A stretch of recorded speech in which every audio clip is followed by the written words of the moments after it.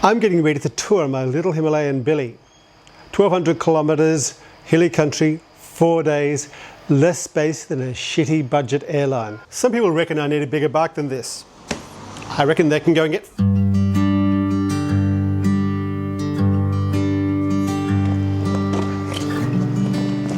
G'day, I'm David from Two Wheels In. A couple of weeks ago I posted a video that posed the question, can you tour on a slow, pathetic, underpowered Himalayan 411? Some people said, don't be daft, I tour thousands of kilometres on a 50cc scooter. Other people said no, I needed more ponies. So here I am, putting my money where my mouth is. I'm off on a trip. Every year my mate Roger and I try to get together for a ride. The rains caused us to miss last year, but this year we're riding the Oxley east to west, and then going down Thunderbolts Way. Very motorcycly Australian roads.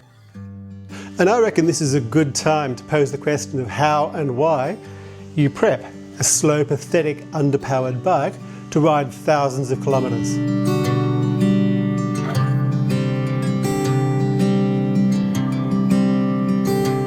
Yeah, I know the bike doesn't know anything, but that's not what I'm saying.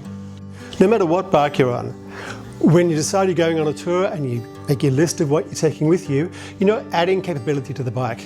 You're uncovering what's already there. Billy doesn't magically become a tourer when I grab the rock straps and tie a bag to her back. Neither does your Harley, Africa Twin, Beamer, Grom or scooter. That tour on whatever bike you have thing is real. You can ride any bike. The prep stage is we riders catching up on what the bike has known all along. Okay, Billy is kind of designed for this. 2 panniers, a decent rack, and more strapping points than our cats have opinions. But I also use Billy for commuting, riding to the cafe and general motorcycle-y stuff. Does commuting make it a scooter? Does riding it to the cafe make it a BMW? We get so caught up in labels, and that's partly the fault of the motorcycle industry.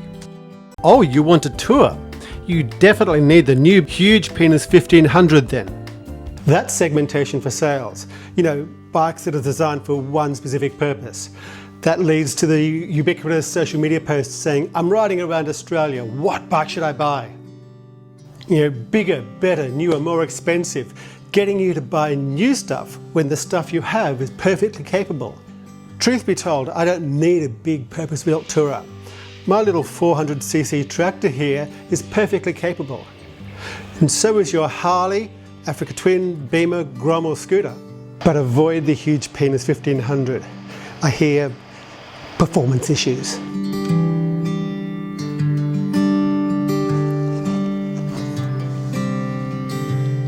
Taking your bike on tour isn't just about what to pack, it's also about what to leave at home. These days it's so easy just to acquire gear. It's addictive.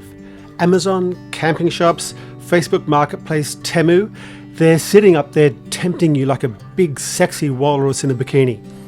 You end up with 3 tents, 2 sleeping bags and a slew of stoves, air pumps and solar-powered gadgets you don't use. Consequently, we get bikes that are laden like my ex-girlfriend's baggage. I did a video about this last year. You've got to work out what you need and what you don't. Everything you take says something about you as a rider. So does everything you leave behind, and weirdly, that's probably more important. Choosing gear becomes a philosophical act. I don't need a solar-powered can opener. I need a multi-tool that does 10 jobs, fits in your pocket and takes up the space of a couple of boxes of matches. That's who I am as a rider.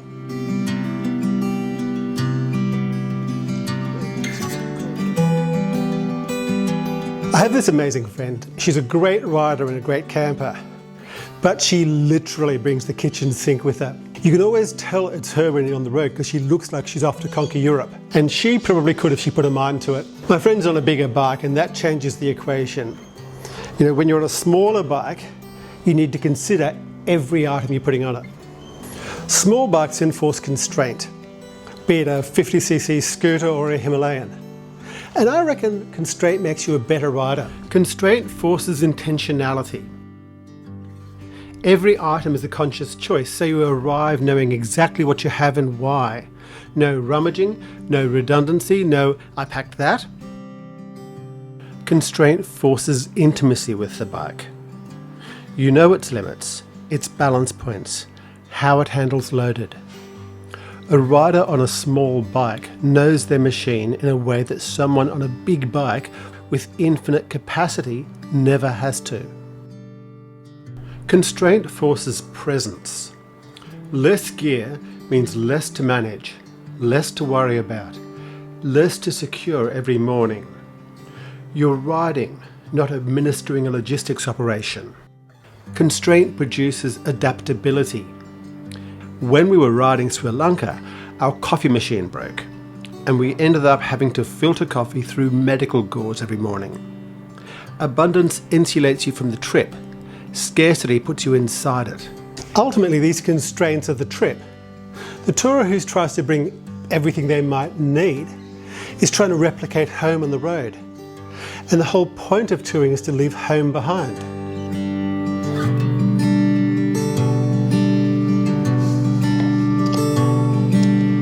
If I can leave motorcycles for a moment, airport departure gates have a weird quality about them. Now stay with me. Once you're in an airport, you've left where you came from. You can't go back through security without being tackled to the ground, carried off squealing and put in a white van. But equally, you haven't arrived anywhere yet. You're in limbo, neither here nor there, like choosing between a GS and an Africa Twin. Anthropologists call this liminal space. Liminal spaces are ritual spaces. When I prepare for a trip, I have my routines, my lists, the way I pack. I haven't gone anywhere. The bike's still in the garage, but I've already crossed something. And liminality ends. There comes a point when you've got to turn the key, head down the driveway, and transition from someone who owns a motorcycle into a motorcyclist on a trip. The preparation isn't just getting you ready for the journey and cursing the things you forgot. The preparation is the journey beginning. Every decision you make in the garage, this comes, this doesn't, is the first act of the trip.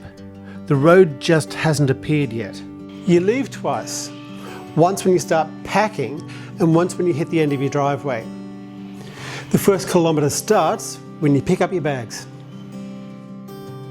All right, I'm packed. I think I've got everything I need. It's time for me to become a motorcyclist on a trip rather than just being a motorcycle owner. It's 400 kilometres to Southwest Rocks. The argument's made. Let's see how a slow, pathetic, underpowered Himalayan does as a tourer. I'm David from Two Wheels In. I'll see you on the road.